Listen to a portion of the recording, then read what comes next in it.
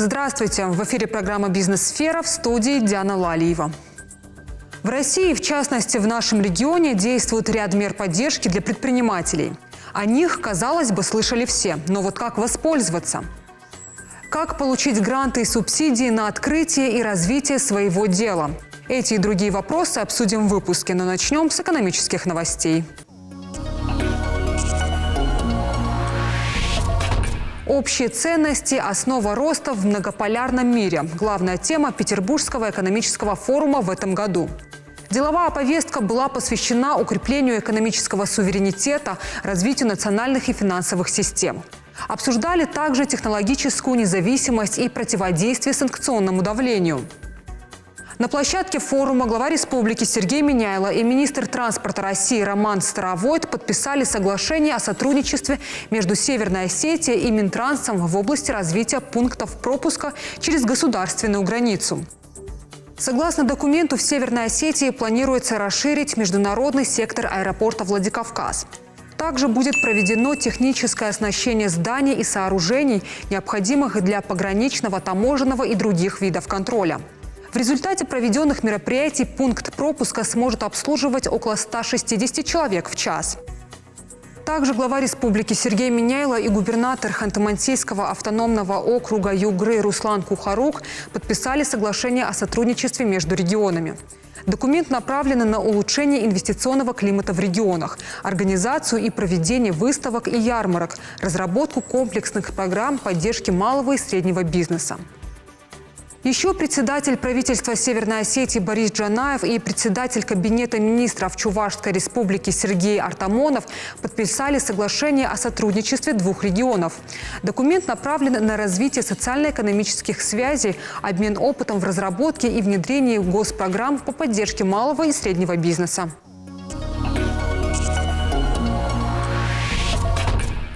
Вице-премьер России Александр Новак на ПМФ призвал к снижению ключевой ставки и переходу от управляемого охлаждения к нагреву экономики.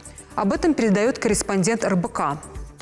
Вице-премьер отметил, что индикаторы показывают необходимость снижать ставки. Уже пора переходить от управляемого охлаждения к нагреву экономики. Инфляция в стране за последние 7 недель в годовом исчислении находится на уровне 2,6%, что уже ниже таргета Центрального банка. Соответственно, уже пора снижать ставку.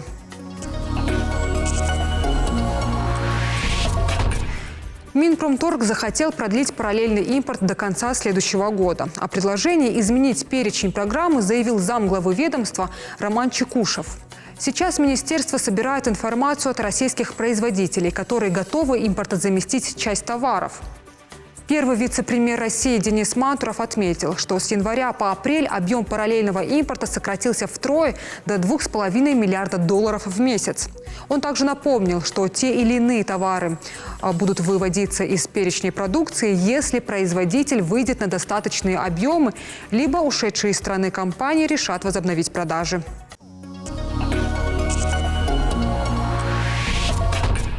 В прошлом году промышленные предприятия России привлекли 47 тысяч квалифицированных иностранных специалистов, что на 16% больше изначальной правительственной квоты в 40 тысяч человек.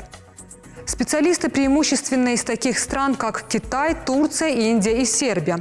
При этом квота не подразумевает автоматического разрешения на въезд иностранца. Специалисты делают рабочую визу и разрешение на работу, а перед его трудоустройством работодатель оформляет в МВД разрешение на привлечение зарубежного сотрудника. Заявки на увеличение квоты по причине отсутствия необходимых специалистов на рынке или же, например, необходимости наладки оборудования для крупного инвестпроекта рассматривают региональные межведомственные комиссии. Об этом сообщили в Минтруде России.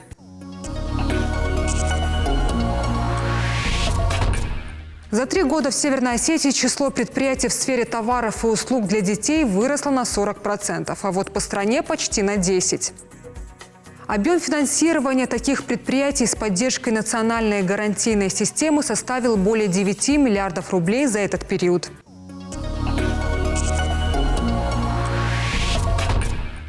Обоснуйте свои идеи, государство может профинансировать ваш успех. В этом году стартовал федеральный проект «Эффективная и конкурентная экономика». И одна из приоритетных государственных задач – стимулировать малое и среднее предпринимательство и, самое главное, помогать бизнесу расти. То есть создавать условия, при которых микробизнес станет малым, малый – средним, а средние компании трансформируются в крупные. Подробнее поговорим о том, как получить финансирование от государства на развитие своего дела. Гость программы – Этери Хохоева, исполнительный директор Северо-Осетинского регионального отделения общероссийской общественной организации МСП «Опора России».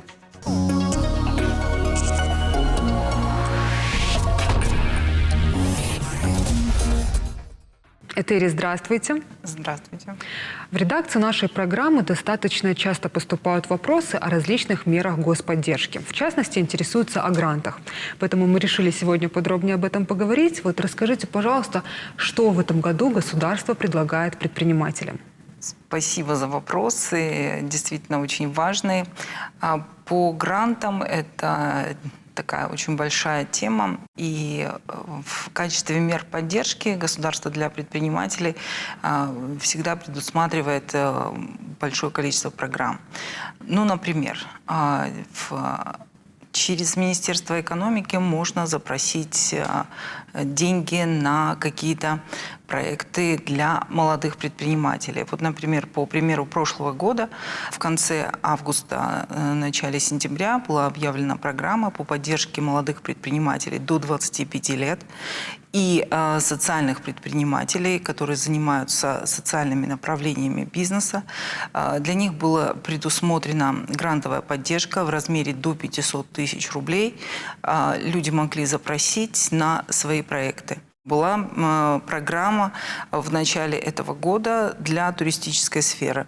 Это уже чуть другие деньги. Наверняка и требования, да? И требования, да, совершенно другие. Там уже речь шла о миллионах вложениях.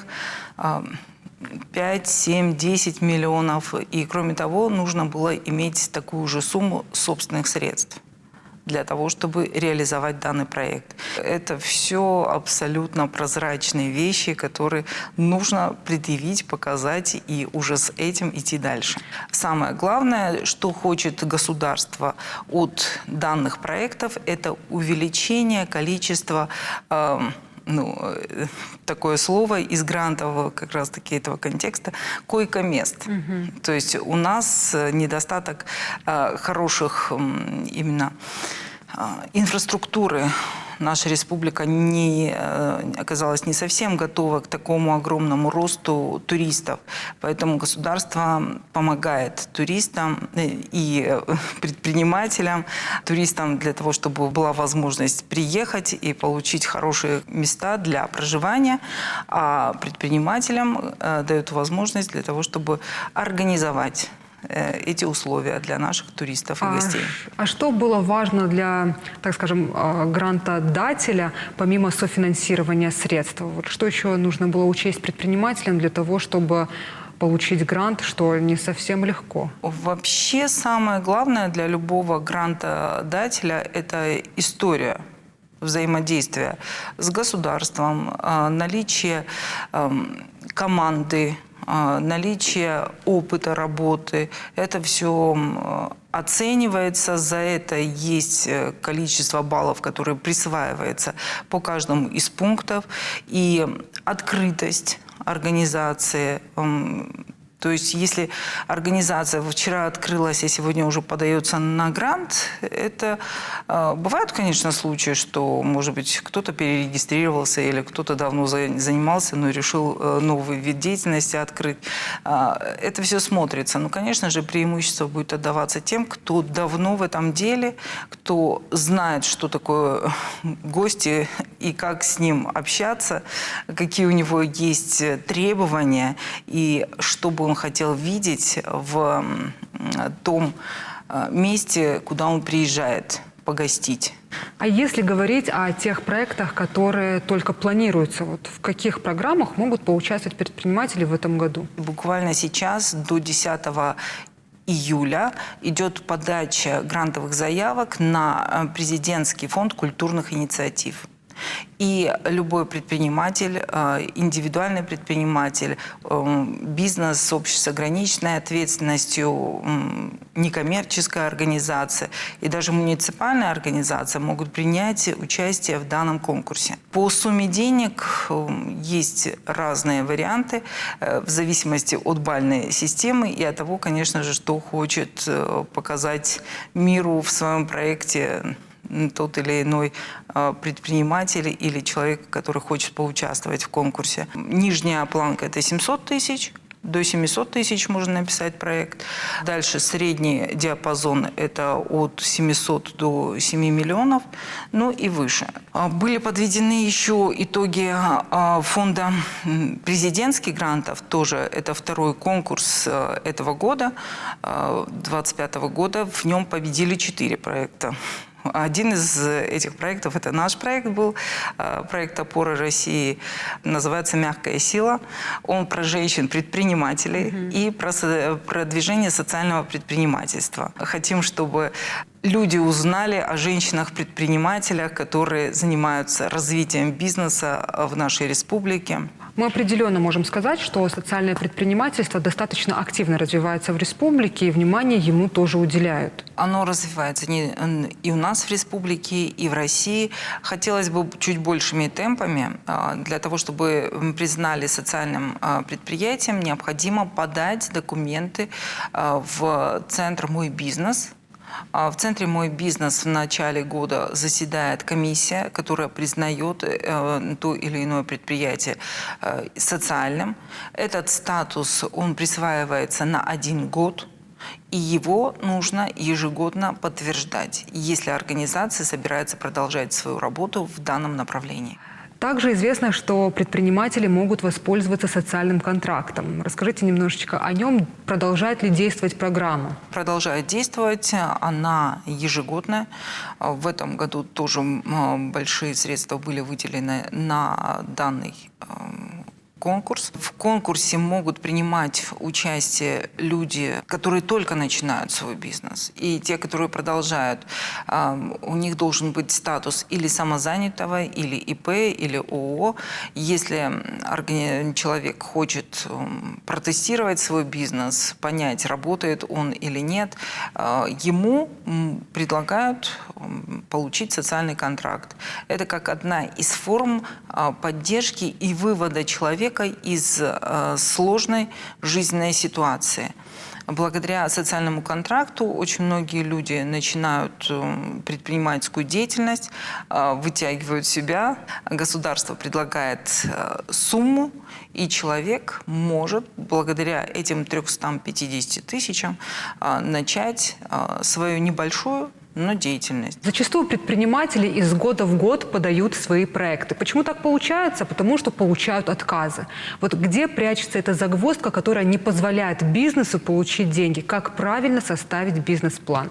И какие самые частые ошибки встречаются? Вы знаете, очень часто, как говорится, все в деталях. Иногда бывает прекрасная идея, но она не до конца правильно оформлена. И это касается не только бизнес-плана. Если вы откроете любое требование любого грантодателя, любой организации, которая выдает средства для бизнеса, некоммерческих организаций, самозанятых, физических лиц, это будет достаточно большой объем документов. И бизнес-план – это всего лишь одна из строчек. Или проект – это всего лишь один из пунктиков, который нужно подать вместе со всем остальным. И если человек не донес какие-то документы, не доложил или сказал, ну, что меня и так все знают, зачем моя биография здесь нужна, не приложил грамотно составленное резюме, то здесь он просто может получить снижение баллов. И поэтому нужно очень тщательно подходить к тому, как заполняются документы. Давайте детально подойдем к этому вопросу. Если бизнес-план – это лишь малая часть тех документов, которые необходимо подать, вот что является всем остальным? Всем остальным, во-первых, это, если мы пройдем прямо по пунктам, то бизнес-план – это одна из деталей. Следующее – это должна быть полное, хорошее описание, четкое описание команды проекта. Как я уже сказала, с полным резюме, где все указано. Кроме того, должны быть подложены все документы. Вы знаете, мы как-то писали один из проектов, и просто все было хорошо написано, и у нас в конце подписалась я директор такая-то, и поставила свою фамилию и инициалы. И это была ошибка. Вот представьте себе, это была ошибка. И нужно было полностью расписать, полностью. Да? Фамилия, имя, отчество полностью. Если написано собственноручно, то надо писать собственноручно. Никакая машинописельная деятельность здесь не устроит грантодателя, потому что должно быть собственноручно. И если кто-то пишет за кого-то проект, то должен быть собственноручно директором подписанный документ, потому что в ином случае откажут. Вот. И вот из-за такой детали можно просто лишиться хороших баллов и недополучить. И очень часто бывает, что это вот касательно документов. И знаете как, очень часто люди увидели название «гранты дают». И все, мы бежим туда и подаем гранты. Вместо того, чтобы изучить всю документацию, от начала до конца, каждую букву, я серьезно говорю, каждое слово, и вчитаться. Иногда это сложный текст. Его надо научиться читать. И не просто писать механически то, что ты хочешь, а обязательно в соответствии с теми целями и задачами конкурса, на который рассматриваются эти гранты. Потому что у всех есть свои цели. У государства есть своя цель и своя необходимость проведения этих конкурсов. И это необходимо учитывать. И как совместить цели государства, цели конкурса, цели нацпроектов, цели своей организации. Вот смысл любого гранта, он в этом. Как вы сможете цели своего проекта увязать со всем остальным. И в этом всегда бывает смысл. Если этот смысл потерян, это видно. Если человек просто «хочу денег», это тоже видно. Но вы понимаете, что практически 90% предпринимателей недопонимают, как все это делать. Сейчас, исходя из вашего ответа, мы также осознаем, что подать документы на грант не так легко. Вот в этом случае есть ли менеджеры, сотрудники, которые сопровождают и в правильном смысле помогают оформить всю документацию? Да, конечно, для этого есть и проектные офисы, и у нас есть проектный офис. О них люди не знают. Расскажите, куда обращаться? Есть проектные офисы, у нас есть ресурсный центр поддержки некоммерческих организаций, но к нам и коммерческие организации тоже обращаются, потому что мы помогаем оформлять и документы, и проекты на крупные именно конкурсы, которые связаны и с туризмом, и со всеми остальными направлениями. И фонд президентских грантов, и фонд культурных инициатив. Мы как раз-таки подсказываем, как лучше составить данный проект, как его разработать с нуля. Иногда приходят люди и говорят, что вот мы занимаемся такой-то деятельностью, но хотели бы поучаствовать в конкурсе, но не знаем как. У нас даже идеи нет у проекта, но есть зато деятельность. И в отсутствии даже самой деятельности, самого, может быть, понимания вот этого проекта, мы вместе с человеком на тренингах по социальному проектированию, по бизнес-планированию, мы проходим этот путь от генерирования идеи до его упаковки в проект и переложения уже на ту платформу, где проходит конкурс. Взаимодействие с органами власти не заканчивается после получения средств, можно сказать, только начинается. Необходимо предоставить отчетность. Какие-то сложности бывают в этом? Очень много. Вы знаете, как в том же самом социальном проектировании мы всегда говорим людям, получить средства – это всего лишь 50% успеха. Самое главное – их потом отчитаться за них. Потому что, когда люди пишут, они начинают писать какие-то нереальные цифры. Сколько раз было, что человек пишет проект и указывает какие-то... молодежь у нас, там, Росмолодежь часто объявляет конкурсы для молодых людей. Кстати, там тоже и предпринимательские тоже направления есть. И... пишет одна девушка, у меня будет, я сделаю медиапрограмму, у меня будет 40 тысяч просмотров. Я ее прошу на консультации, напиши чуть поменьше. Он говорит, не, ну мне тогда не дадут денег. Ну почему ты так думаешь, что тебе не дадут денег? А надо написать побольше, чтобы дали, вот, чтобы поверили. Тебе не поверят, если у тебя такие цифры будут стоять. Не будет у тебя 40 тысяч человек просматривать твои уроки. Ну, просто не будут. Это нереальная цифра для небольшого проекта с небольшим охватом. Тем более у нее указаны были социальные сети личного характера. И, ну, это нереальная история. Вот. Напиши чуть меньше. Если у тебя будет 40 тысяч, и ты отчитаешься за 40 тысяч, что у тебя 400 человек просмотрела, а ты в реальности получила, превзошла все свои возможности и 40 тысяч.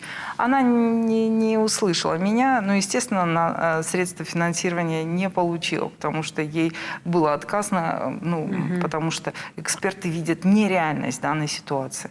Вот, поэтому... В отчетности очень важны показатели. И самое главное, что каждый проект, он сам устанавливает себе эти результаты и показатели. Поэтому, когда люди пишут, нужно очень большое внимание уделять тем результатам, которые прописываются. Кто-то там на полгода написал, что будет 20-30 мероприятий по 10 дней. Тут даже вот просто чисто технически невозможно его провести. Или там еще какие-то такие... Огромное количество людей пишут, которые будут реально участвовать. На самом деле участвуют не так реально. Я тоже скажу, это ни для кого не секрет, что иногда по фотографиям считают количество участников. Ну, те, кто принимают. Поэтому очень важно. Что в противном случае ждет грантополучателя, если он не предоставит отчетность? Были такие случаи? Конечно. Людей заставляли возвращать. Многие пренебрегают этим критерием, думают, что главное получить, а дальше разберемся.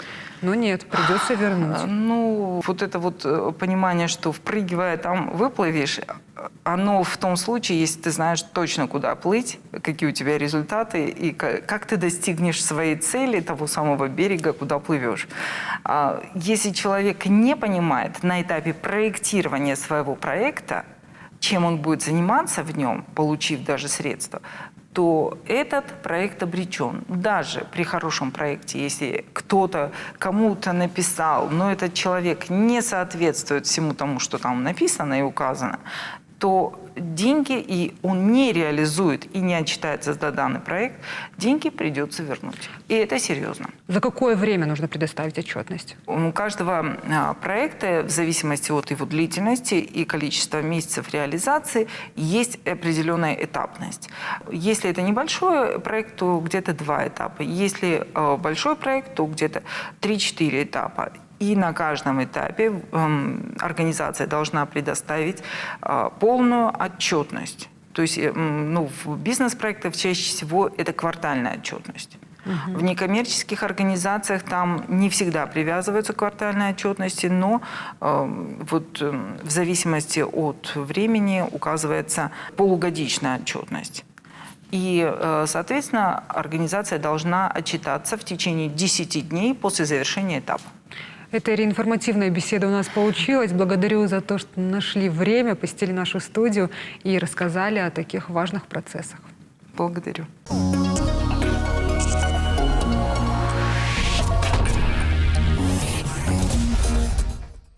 Есть несколько ситуаций, при которых можно лишиться квартиры, которая вам полагается по наследству. Что это за ситуации, как их избежать и нюансы вступления в наследство в рамках рубрики «Метр в квадрате» расскажет мой коллега Сергей Ярин. Здравствуйте, Сергей.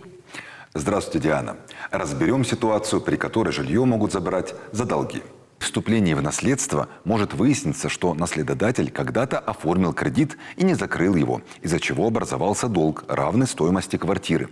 Эти обязательства по закону переходят к наследникам. Они отвечают по долгам вместе, в пределах стоимости имущества, полученного по наследству. Кредиторы могут предъявить требования к самим вступившим в наследство гражданам, либо к имуществу до вступления в наследство. Чтобы сохранить квартиру, привлекается нотариус, и тогда суд приостанавливает рассмотрение дела до принятия наследства наследниками. Что можно предпринять в этом случае? При оформлении наследства нотариусу нужно запросить в Бюро кредитных историй сведения о долгах наследодателя. Если договор страхования жизни по ипотеке при наступлении страхового события смерти, страховая компания может покрыть имеющийся долг. Для этого нужно как можно быстрее обратиться к страховщику с документами, подтверждающими гибель заемщика. Перейдем к ситуации, при которой квартира завещана третьим лицам. Собственник недвижимости может завещать ее любым людям. При этом он не обязан никому сообщать об оформлении завещания и его содержании. В случае смерти владельца жилье получит человек, указанный в завещании. Как отмечают в Росреестре, завещание можно оспорить в суде. А именно, несовершеннолетние дети имеют право на обязательную долю в наследстве, независимо от содержания завещания. Несовершеннолетние или нетрудоспособные дети наследодателя, его нетрудоспособный супруг и родители, а также его нетрудоспособные иждивенцы наследуют не менее половины доли, которая причиталась бы каждому из них при наследовании по закону. Также суд может признать завещание недействительным по иску человека, права или законные интересы которого при этом нарушены. Рассмотрим ситуацию, при котором жилье является муниципальным. Если наследодатель не приватизировал квартиру, в которой проживал по договору соцнайма, она останется в собственности города или государства, и передать по наследству такое имущество нельзя. Однако по закону дееспособный член его семьи вправе требовать признать себя нанимателем по ранее заключенному договору. Сколько стоит вступить в наследство, как его получить, какие документы нужны и как много времени это займет, обо всем по порядку. Наследование – это переход имущества и имущественных прав, в частности долгов, от наследодателя к наследникам после смерти первого. Вступить в права наследства могут родственники в соответствии с очередностью и те, кто упомянут в завещании. Очередность вступления в наследство соблюдается, если завещания нет. Это называется наследование по закону. Если наследодатель умер, оставив завещание, порядок отличается. Кроме этого, независимо от того, есть завещание или нет, есть наследники, которым положена обязательная доля в наследстве. Итак, человек может претендовать на наследство, если упомянут в завещании, считается наследником по наследственному договору, он родственник умершего, при этом завещания или наследственного договора нет, имеет право на обязательную долю наследственного имущества, но не упомянут завещателем, самого завещания или наследственного договора нет, указан в уставе наследственного фонда. Наследство по закону делится между родственниками после смерти или гибели наследодателя в соответствии с очередностью. Порядок закреплен в 5 разделе 3 части Гражданского кодекса Российской Федерации. Очередей всего 8. Первая – дети, супруги, родители. Вторая – сестры и братья, бабушки и дедушки. Третья – дяди и тети умершего. Четвертая – прадедушки и прабабушки. Пятая – двоюродные внуки и внучки, а также двоюродные дедушки и бабушки. Шестая – двоюродные правнуки, двоюродные племянники, дяди и тети. Седьмая – пасынки, падчерицы, отчим и мачеха наследодателя. Восьмая – государство. Первым вступить в наследство без завещания могут родственники первой очереди. Если их нет в живых, то первым в очереди оказываются внуки умершего и их потомки. В случае, если никого нет из первой очереди к наследству, призывается вторая очередь. Тут тоже есть дополнение. Отсутствие родственников второй очереди означает, что вступить в наследство после смерти без завещания могут племянники и племянницы умершего наследодателя. Наследство делится между очередниками поровну или между теми, кто в первой очереди, во второй и так далее. Если живых родственников, которые могут наследовать, нет, то наследником становится государство. Есть важный юридический нюанс, который касается прав супруга умершего. Муж или жена имеет право на половину совместно нажитого имущества наряду с правами наследников первой очереди. То есть сначала совместно нажитое имущество супругов делится пополам. Если умерший родственник папа, мама, бабушка, дедушка и вообще любой человек оставил распоряжение о своем имуществе, вступить в наследство по завещанию смогут те, кто в нем упомянут. При этом наследниками по завещанию могут быть и не родные по крови наследодателю люди. И даже не люди, а, например, животные или благотворительные или коммерческие организации. В завещании указывается, кто, что и в каком объеме получит. Завещание можно переписывать сколько угодно раз, но финальный вариант будет действителен только если документ заверит нотариус. Независимо от того, составлено ли завещание или происходит наследование по закону, есть категория наследников, которым положена обязательная доля в наследстве. То есть они получат свою часть в любом случае. Сергей, спасибо за информацию. На этом наше эфирное время подходит к концу. До новых встреч. Всех благ.